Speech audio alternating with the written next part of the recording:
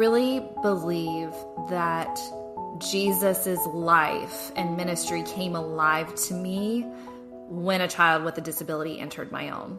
I think that before I wanted shiny Jesus ascending from a hill, and with Anderson in my life, I see Jesus who was homeless and was an advocate for the marginalized. And I see the marginalized not necessarily in need of fixing, but at the center of God's heart. And that has shaped my views on disability and also shaped my views on who God is and what God values. Hi friends, I'm Amy Julia Becker, and this is Love is Stronger Than Fear, a podcast about pursuing hope and healing in the midst of personal pain and social division. Today is March 21st, World Down Syndrome Day. And for those of you who aren't aware of this day, it's a day where we celebrate people with Down syndrome around the globe. And that means it's a really fitting day for me to have a conversation, or at least to share with you the conversation that I've already had with Jillian Benfield. Jillian has written a new book, The Gift of the Unexpected, about her journey as the mother of Anderson. Anderson is now 9 years old and has Down syndrome. And we get to talk today about whether it's hard to be the parent of a child with a disability, and how our perspective on ourselves and our faith and the world has changed through our experiences as parents of particularly Anderson and Penny. And we really do get to talk about the gift of the unexpected. I hope you enjoy this conversation as much as I did. I am sitting here in the Zoom studio. Actually, we're not on Zoom. We're on something called Riverside FM, but I'm here in the Riverside FM studio with my friend Jillian Benfield, the author of The Gift of the Unexpected. Jillian, thank you so much for being here today. Thank you so much for having me. I'm really excited about this chat. Me too. Well, so we are recording this podcast in anticipation of a day that some people might know about called World Down Syndrome Day. And if those of you are listening on the day this podcast drops, whether or not you know it, it is World Down Syndrome Day, which is March 21st, 3/21. Maybe Jillian will explain why 3/21 is World Down Syndrome Day. But I wanted to start there because my sense is, Jillian, that both you and I did not ever expect to be celebrating World Down Syndrome Day on an annual basis. That was not something that we set out as young children or young adults anticipating. And I thought that maybe talking about how World Down Syndrome Day has changed for you over the course of the past 10 years might be a way to get into your story and this beautiful book that you've written. Thank you. So no, I did not know World Down Syndrome Day existed.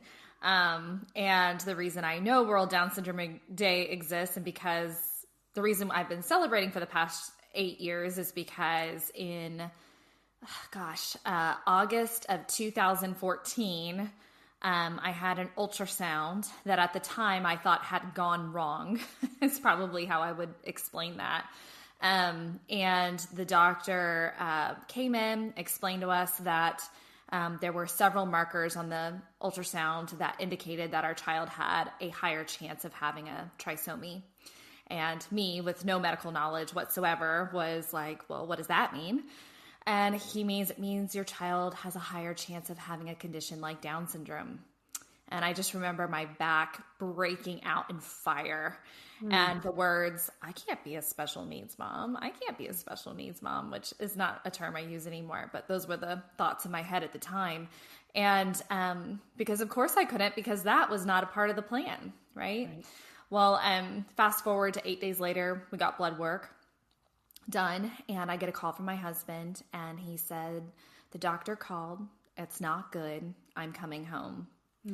And I just remember my heavy 21-week pregnant body falling to the kitchen floor and just saying the words, oh no, oh no, oh no, this doesn't feel real, this doesn't feel real. And my husband walked in, and he was wearing his uniform at the time. He was active duty military at the time. And I could tell he was going to be sick, and started rushing to unbutton his uniform for him. And he did get sick. And when he was done, I remember him resting his head on my chest and his hot tears rolling down my shirt. And we had just turned 27 years old. And we were in shock that something like this happened to us. And we knew the test came back positive for something, some sort of trisomy, but we didn't know what. So we had to go in to get the official results. And the doctor said to us, well, it's normally at times, he said, well, your child has a 99.9% chance of having Down syndrome. And it's normally at times like these, people want to talk about their options. And I said, what options? And he said, option 1 is you terminate the pregnancy. And I said, okay, well, what's option 2? And he said, option 2 is you continue your pregnancy with a high-risk doctor. He said, but don't worry. You don't have to be a hero. If you decide not to go through with the termination, you can have the baby here and we can keep the baby comfortable, but we don't have to do anything drastic to save his life. So in other words, we could have our baby to keep our consciences clean, but let him die of natural causes. The doctor believed that our child would have a life that was not worth living. So I began to grieve as if a death had taken place. And it would take me many months and possibly even years to realize that I had more in common with that doctor than I wanted to admit. Yeah. Well, there's so many points of your story that I can relate to, including the August part. You probably know this, but I was reminded in reading your book that your son Anderson was born on December 31st, and our daughter Penny's birthday is December 30th. So Yes. we had this very similar timeline in terms of like an ultrasound, and we didn't end up with a prenatal diagnosis. That's a whole other story. But having some sense in, that at that 20-week ultrasound that maybe there's some questions about what's going on with your child. And then also having an experience of what I ended up calling ugly grief. Grief over things within myself that I wished weren't true in retrospect, but they were. And the grief actually was a purging process, right? Like there was a loss of self that ended up revealing a truth that was deeper than even just myself, right? A truth about who we are as humans and what it means to be beloved. But I want to turn it back to you just to move forward a little bit with your story, to move from that place of grief to a place of celebration, and not unfettered celebration, not toxic positivity celebration, right? But like delight in the child who you have been given and the life you've been given with that child. Can you just speak a little bit to that movement? Yeah, so I think the process from grief to celebration really had, for me, it was a lot of deconstruction to get me there, So a lot of that was deconstructing my idea of success and worth and how I thought those two things were tied together when in fact they're not. And, the reason I think I felt that way is because I was someone that was always performing for my worth, right? And I thought that if I achieved all this worldly success, that's what made me worthy. And so when I had a child who maybe wouldn't achieve those things that we value as a society, maybe wouldn't get that college degree or wouldn't earn this material wealth or wouldn't, do these things that we as a society value, that's where the crux of my grief fell. Mm-hmm. And so I don't know where the turning point was with going from that deconstruction to celebration. But I can tell you that it was pretty soon after Anderson was born. I remember celebrating that first World Down Syndrome Day.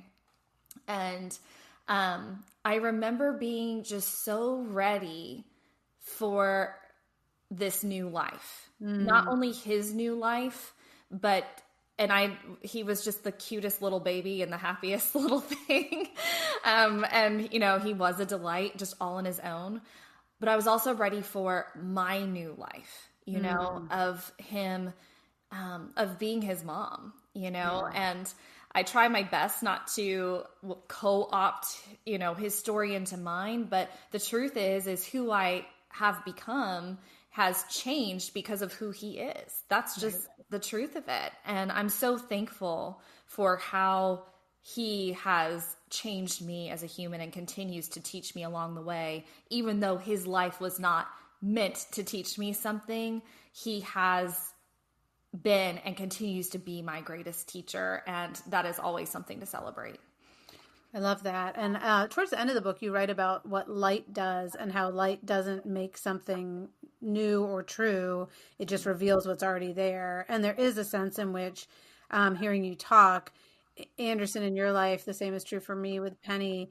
There is a revelation that happens, both of the kind of an exposure of the hard things we don't want to see about ourselves, and then also an exposure of some of the beautiful things that are true, and that maybe we, because of being so taken by the narrative of success and achievement, even tried to hide some of those beautiful things about being vulnerable people who have needs for others and who can exist in relationships of love and patience and trust rather than just striving and achieving all the time.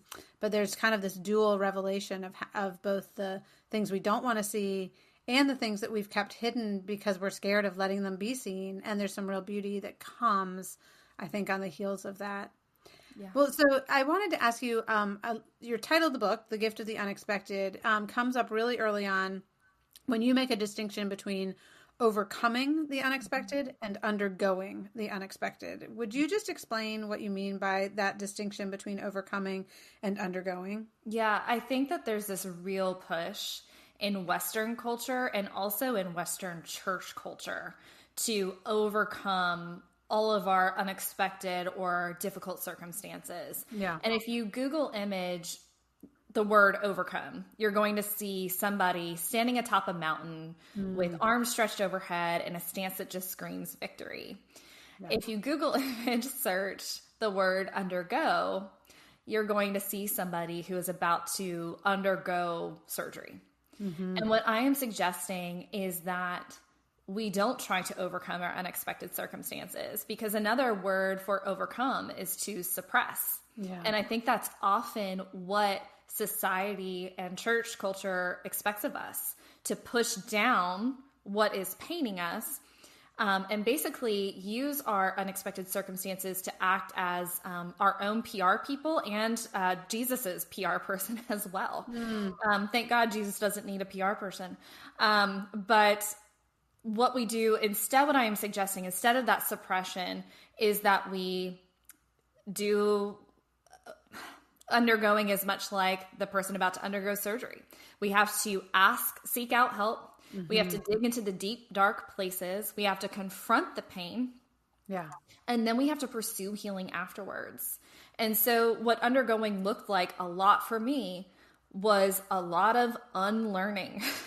It was unlearning, again, those ideas about worth and success. It was also unlearning the theology that was handed to me, and replacing those not so great ideas with better ones.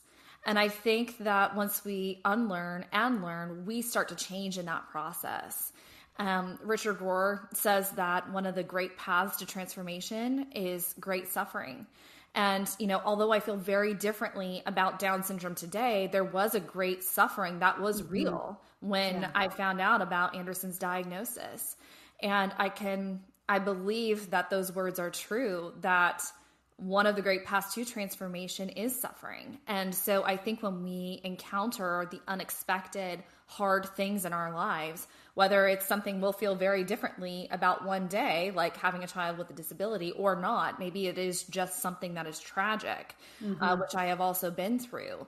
I think that we can, if we choose to undergo that thing, if we choose to let it teach us who we are and who we are not, maybe get closer to who God is and who God is not, we become changed in that process. Yeah, I think about when I was doing, so much work on the concept of healing, one of the ways I ended up writing about it was honesty, humility, and hope. are what the kind of movements of healing is what I ended up calling it. Cause I don't think it's like, oh, 3 steps, just be honest and then be humble and then be hopeful. But at the same time, I hear you describing that in terms of the undergoing, lying on a surgeon's table, you've been honest about the need for something that you can't do yourself. And so that's where the humility comes in, needing to ask for help. But then you're also hopeful that it can change or you wouldn't be lying there. Right. And then the healing comes, and there's also a line that comes to mind from Gregory Boyle. He writes about surrendering to healing. And I think that's similar in that sense of there is so much pride and resistance in us that says, I just don't want to have to undergo what's coming. And so I'll try to overcome or suppress it instead. But there's also a real beauty and a real healing that becomes possible when we do that undergoing that you're describing there.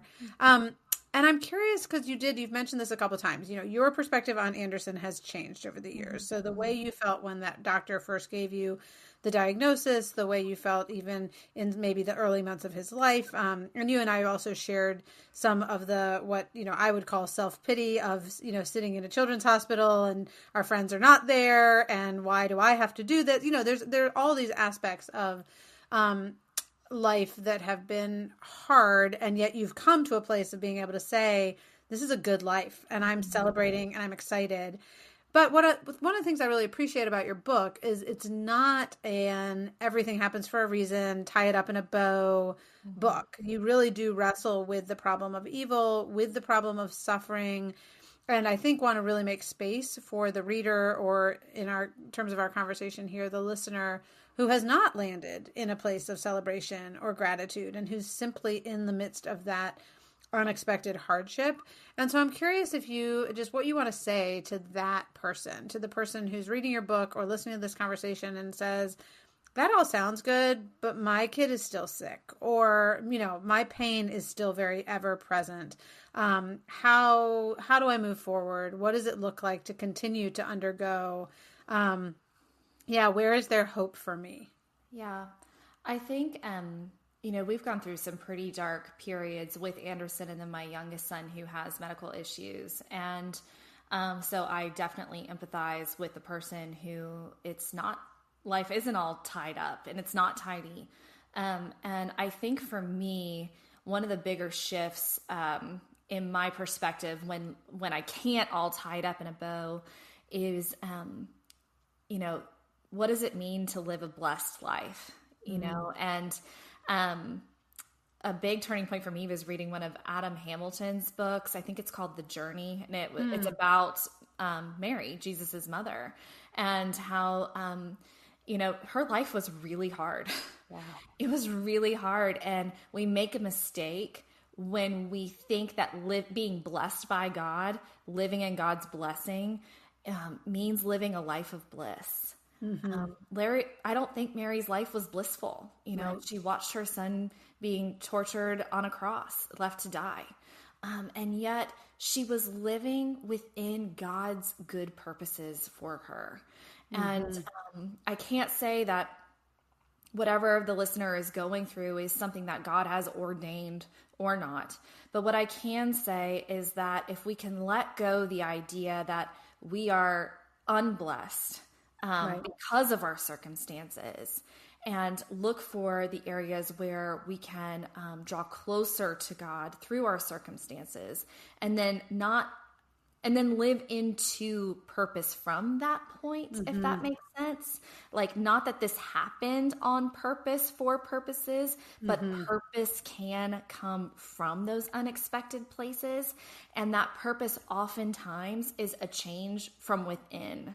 It's an internal thing that can happen. And once we start to let our circumstances alongside our Creator change us internally, we can start to see purposes come from that change, purposes outside of ourselves. And oftentimes that looks like,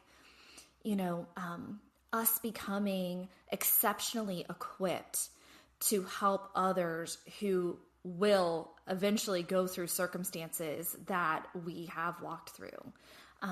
So it's not a neat, tidy answer. It's not, I can't package it up in a bow for for the listener, but I can say that purpose can come from our unexpected circumstances, and oftentimes it's an internal working. And I think your book bears witness to that. Again, not in a neat and tidy way, but in a way where you're able to demonstrate some of the small kindnesses. There's a beautiful chapter about just people who helped you when they saw that you were in a hard spot, and then later you and your husband being able to do the same, and this sense of like solidarity in the midst of suffering or watching our kids be in a hard place, that I thought was really beautiful. And then you also have the kind of how this shifted and changed things within who you are. So not your external circumstances, but your internal sense of self, which was both, again, harrowing and also bringing you to a greater sense of not just purpose, but I think rest and peace within yourself, which is a little more tied to the reality of God as an enduring and faithful presence. Yeah. So I do, again, just for any reader or listener who's wondering about that, I think your book deals with all of that really nicely. And again, not in kind of a neat and tidy way. But maybe that also leads to the question of faith and the way in which having a child with Down syndrome has changed or shaped your faith, your understanding of God. And you can, there are probably 10 different answers you could give here, so you can pick whatever you want to say, but I'm just curious how, you're not just talking about being deconstructed as a person, but actually there's some measure of like the way you saw the world, even as a Christian, being changed and shaped by the presence of Anderson in your life. Yeah, I could answer this question a lot of different ways because I think that it has changed so much in my faith. I think that my idea of, again, a blessed life has changed. My idea of what Jesus actually promises, an abundant life, that has changed as well. And I think abundance can be in prosperity gospel culture can mean like we think that abundance means some sort of perfection, when in fact I think it means a very full life, which Anderson has is a part of for sure. But I think one of the bigger ways, and for the purpose of this conversation, I'll answer it with I really believe that Jesus's life and ministry came alive to me when a child with a disability entered my own. I think that before I wanted shiny Jesus, ascending from a hill Jesus, and with Anderson in my life, I see Jesus who was homeless and was an advocate for the marginalized. And I see the marginalized not necessarily in need of fixing, but at the center of God's heart. And that has shaped my views on disability, and also shaped my views on who God is and what God values.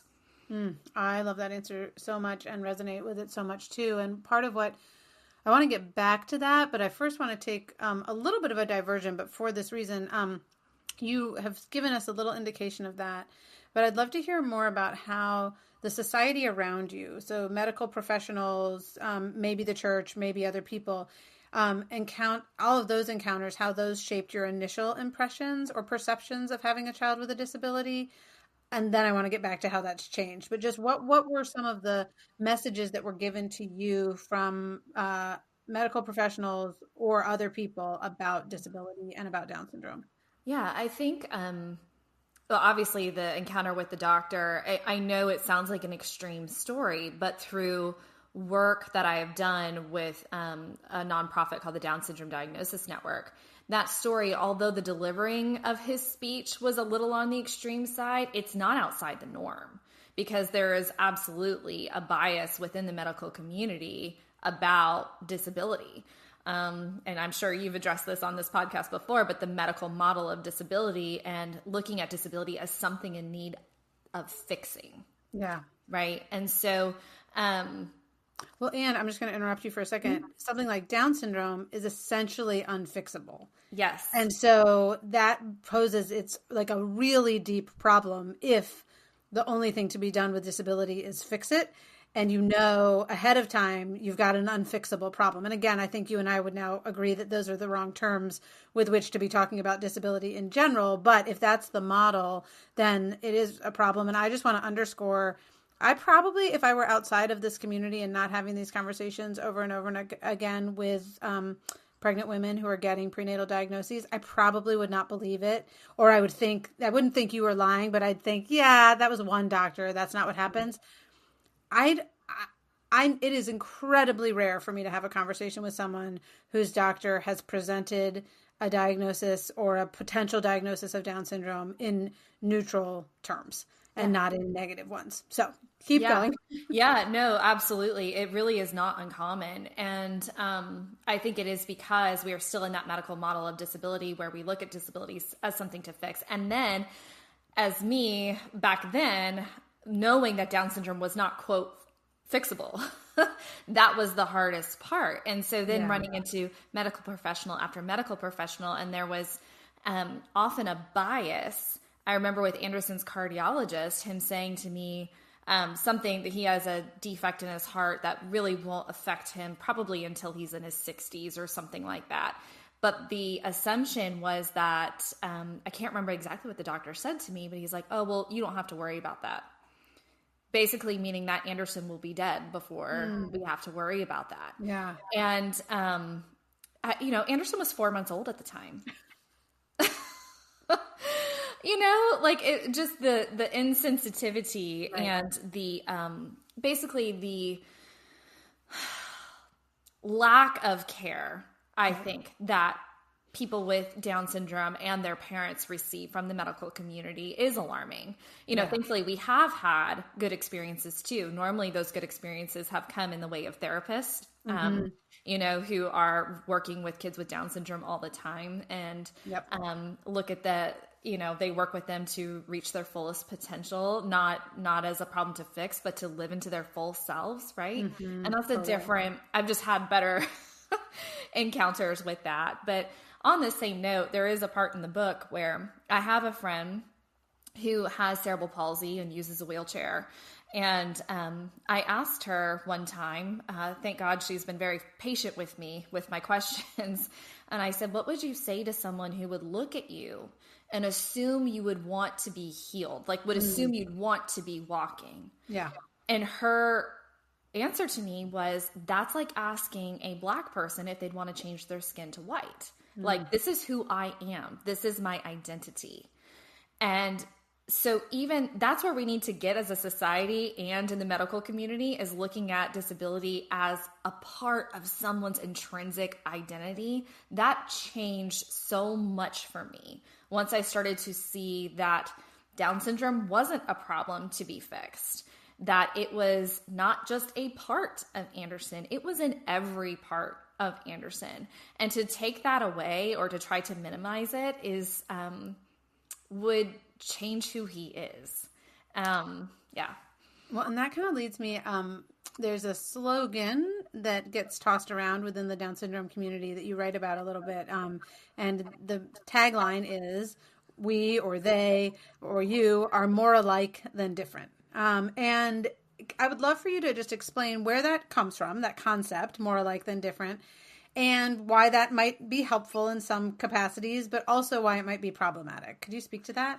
That is a tough one. I really do feel like that slogan is so tough because I understand the concept of it, right? We want to, I think, I don't know exactly where the slogan comes from, but it is very prominent in the Down syndrome community. And I think that it's used as a way to show that our children are very much like your children and they want the same things your children want. And as a way to promote inclusivity probably is why it's used, to make it so we befriend children with Down syndrome or adults with Down syndrome. But why I think it's problematic is, yes, I think that Anderson wants what everyone wants in the sense that he wants to belong. Yeah. I think that he wants to be loved for who he is. That part is similar. But Anderson is also very, very different. And I think when we use that more alike than different slogan, we're kind of making the difference a negative thing. a less than thing. We want to focus more on the similarities than the differences. I think we should focus on the similarities, but I also think we should focus on the differences, because the differences are what makes Anderson who he is. We don't all have to be alike to belong. And that's my problem with that slogan is I think that it still makes disability less than. Well, and I've said this probably a half dozen times on this podcast, but I think it bears repeating right now that for me, when Penny was born, and I too was brought into this space of recognizing people on the margins, now including my daughter, in a way I had not ever before, my initial instinct was to say, I want to break down barriers so that you can come to my space and be like me. But I was still the model for human that she was supposed to be aiming for. And, other people like me, whatever that might mean, we're also that model. And over time, as I was exposed not only to people with Down syndrome, but other, intellectual, physical disabilities and just other people on the margins for various reasons, I began to recognize the inherent problems with being like me that came along with some of the things we've talked about, that success and achievement culture, a sense of performance as proving my worth rather than an intrinsic worth that comes and is bestowed upon us because of being beloved. And so I began to see that, wait a second, come on in and be like me is not, let's exist in mutual love relationships where we give and receive to one another, where we learn from one another through our similarities and our differences, where we really and truly belong to each other rather than only belonging if we conform to a set of norms that have been established by, the meritocracy or the medical people or whoever. So I really resonate with both that, again, that instinct and being like, okay, it was not a bad instinct to want your kids, of course, to be a part of things. And yet we're almost apologizing for something that doesn't need to be apologized for, in terms of that sense of difference being diversity, being beautiful, and being something that we all need from one another. Yeah. Yeah. I think you summed it up better than I did. No, I do. And I can relate to that, that track as well. Originally I wanted Anderson, even after I had grown a lot in this area, I still wanted him to have the things that I had. I still wanted everything to pretty much resemble my life. And I probably, even in the last 2 years, have grown in that area where I've let go of needing to insert my norm on his life. And that's a good place to arrive. Yeah, absolutely. And true, honestly, that is where the experience for us, at least, of parenting a child with a disability has been incredibly life-giving, I hope, for our whole family, because I think I would have done the same with my other kids without being as clear that that's what I was doing. I was imposing a standard that came from who I was rather than saying, my job as your parent is to help you discover who you are, who you've been created to be. And what a gift that is that I get to help you do that. But it's not to make you in my image. Yes. It's not to teach you how to be me. It's to teach you how to be you, and to help you discover that. But I think for you and I both, we lived these lives where we really had not been taught how to discover who we were, but how to perform according to standards set by somebody else, whether, again, that was a pastor or a teacher or a parent or whomever. And I think it's so beautiful and, again, so much a part of this kind of upside down way of Jesus that these kids who are, so different than we are the ones who help us, or seemingly, I guess, at least on the surface, so different than we are, the ones who can help us actually discover that truth about our nature that's really different than performance and achievement. Yeah. This is switching gears a little bit, and I only have a couple more questions for you, but one is, I really appreciated at the end of the book, you write about living in the and not the but. And I'd love for you to speak a little bit about that. And specifically in this question, you're writing about the question, is parenting a child with a disability hard? And the instinct to say, well, it's hard, but. So can you speak to that a little bit? Yeah, I think there was a time there, probably like kind of how you go through stages of faith. I was going through stages of becoming a parent of a child with a disability, and there was a time there where I wanted to be a cheerleader, nothing but a cheerleader for Anderson and for his disability. And so even though, we went through a period where it would be nothing for me to be at the doctor's office 5 days a week, you might have heard me say at that time, parenting a child with a disability is really hard, but it's so good, Right. Yeah. And eventually I thankfully had one of Anderson's doctors point out to me one day. He said, "We understand that you have a lot more going on than the average parent, and we are here for you." And, that was a truth I was finally ready to hear. Before, I wanted not only my child to be like everyone else, I wanted to be like everyone else. And so it was kind of hard to imagine that my life did have challenges that my friends did not have alongside their children. And so I think that's why I used that but piece so often. But eventually I came to a place where I was able to replace that but with and. And what that looks like today is parenting a child with a disability is the hardest thing I've ever done. And I can tell you that it is one of the greatest gifts of my life. Right. Both of those things are true. And what and does is it doesn't negate that first part of that sentence. It allows me to live in the fullness of my reality, the fullness of my abundant, full life, instead of trying to, again, suppress, push down the harsher parts of my life. And a lot of those harsher parts of my life that come with parenting a child with a disability is we are raising him in a world that is not accessible to him. And that can be very, very hard. And I think that to not admit that to myself and to others would be to not show up in the fullness of who I am in my reality. And so that word "and" has helped me to reframe my life in the truest way that I know how. I think it's also helpful now, Penny is 17, so she's, almost a decade older than Anderson. And it's been helpful. We haven't talked about the words "and" versus "but" or something, but I think one of my, temptations as a mom is to try to give her a narrative of only good, only positive when it comes to having Down syndrome. And she does face challenges, and it is hard sometimes to be in her body and her mind and in our society, probably even most of all. And it helps me to be able, again, to name the both and rather for her and to allow her to do that rather than if she says that something is feeling hard, not to try to kind of minimize that for her.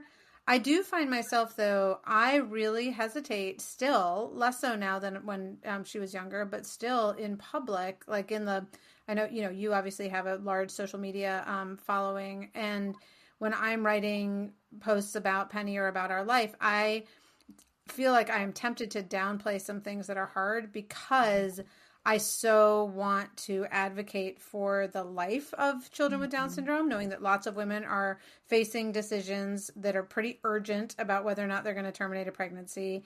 And I want them to have like accurate information, which usually they're getting, as we've talked about, like some negative or biased information. And I also don't want, and I know you don't either, I don't want pity from people knowing that it's hard, but I do want compassion. And I do want that acknowledgement that like, yeah, I might not be able to be on the PTA, and it's not because I don't care about the school, or I might have to make different choices about travel or about whatever it is. Like, my life is just different. And there's some things that are hard about it that come from having a child with a disability. Yeah. There are lots of things that are good.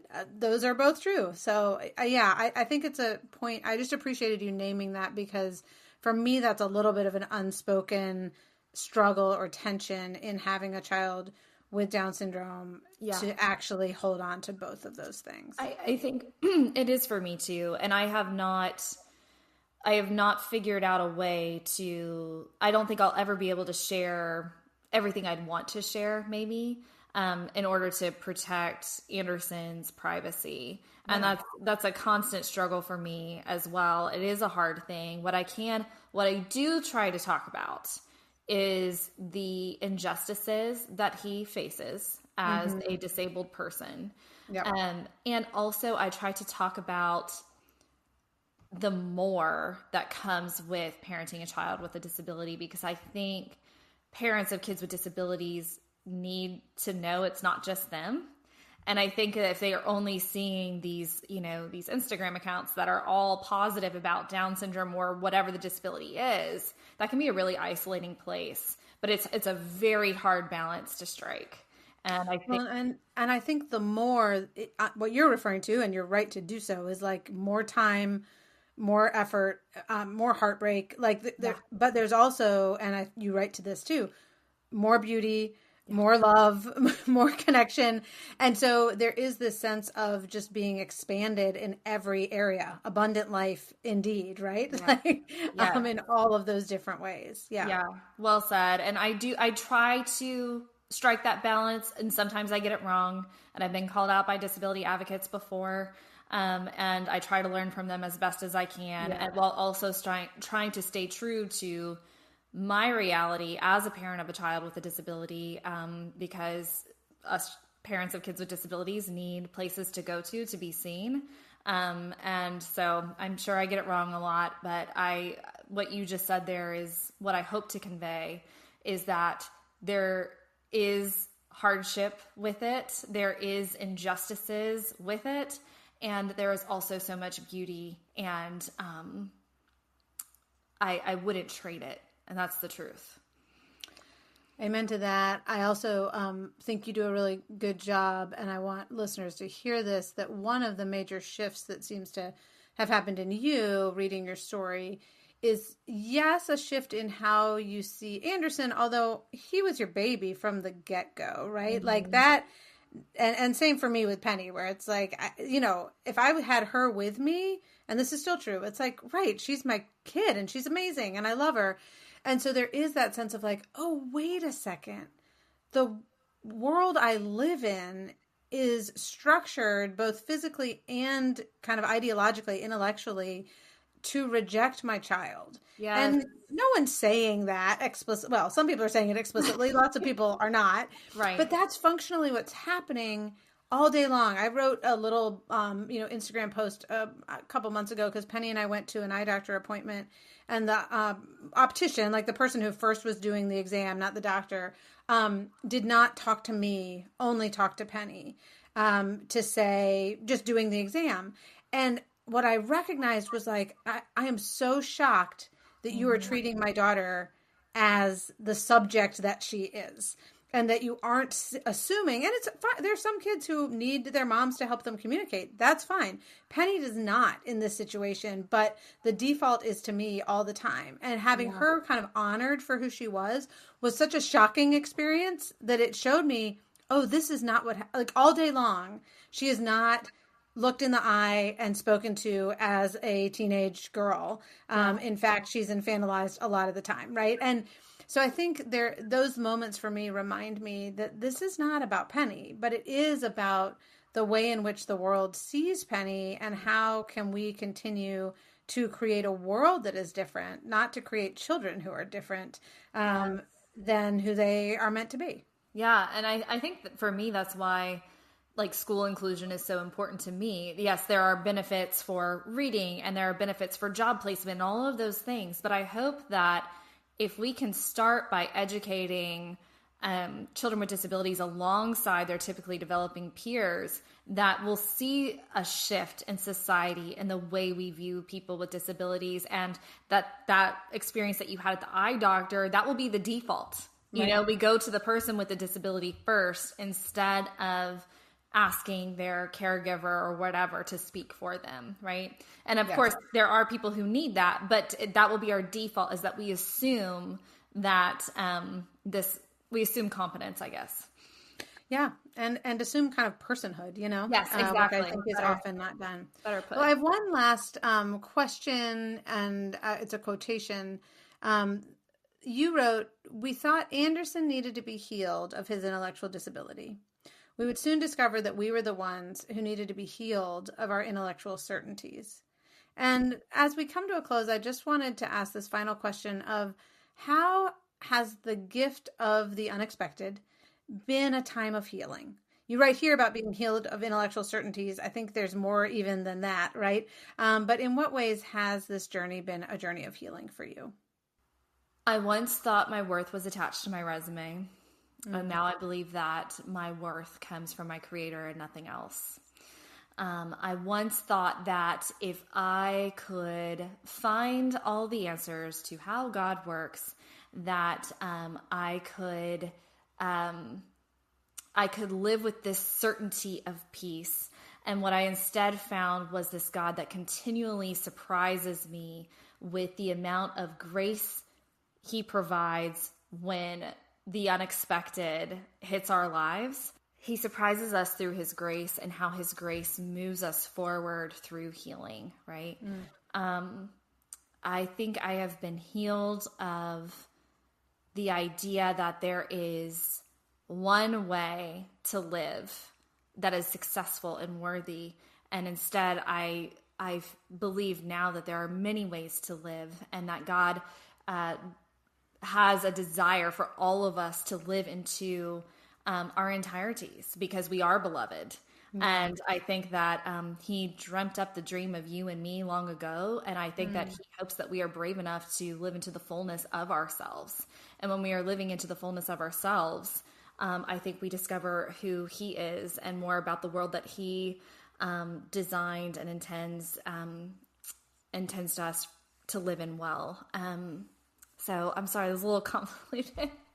I guess I feel like healing has come, it's been such an ongoing process and so big, it's hard to sum up, but Anderson has changed my politics. He has changed my worldview.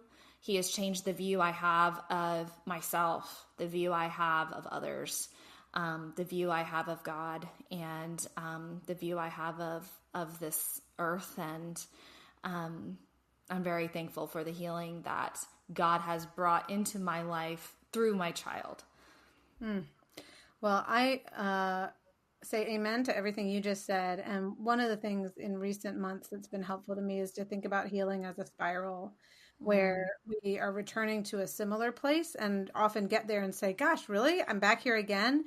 But then we realize we've actually learned something in that place. And so it is a spiraling upward, that it's, yes, we're circling back around and there's like a deeper healing in a place of wounding, but it's not the same because we have learned something. And so that sense of spiraling upward is even what I hear in what you're calling convoluted, but there's a sense of like, but it's everything and it keeps happening and it's not over. And I think that actually speaks to what healing is and to the ways in which the healing love of God is just a continuous invitation to more.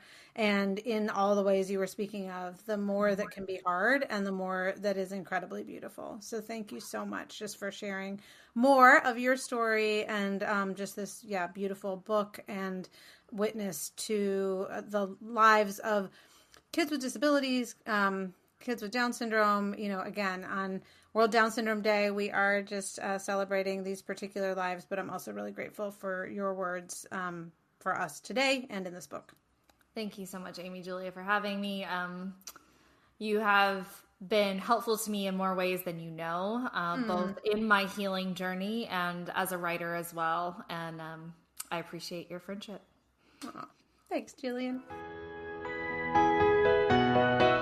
Thanks, as always, for listening to this episode of Love is Stronger Than Fear. Again, Jillian's book is The Gift of the Unexpected, Discovering Who You Were Meant to Be When Life Goes Off Plan. If you received something meaningful from this conversation, please do share it with others. Let me know. I'd love to hear about it. My email is amyjuliabeckerwriter@gmail.com. I am grateful that you're here, and I also want to thank Jake Hansen for editing this podcast and Amber Beery for doing all the behind-the-scenes work to make sure it happens. And I finally want to say, as you go into your day today, I hope you will carry with you the peace that comes from believing that love is stronger than fear.